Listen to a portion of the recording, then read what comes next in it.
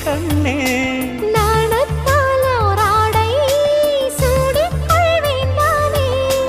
பாயாகும் அடி சொல்லாதே பஞ்சணம் புதையல் ரகசியமே சாய்ந்தாடும் சங்கில் துளி பட்டாலும் முத்தாகிடும் முத்துண்டே செம்பூவே பூவே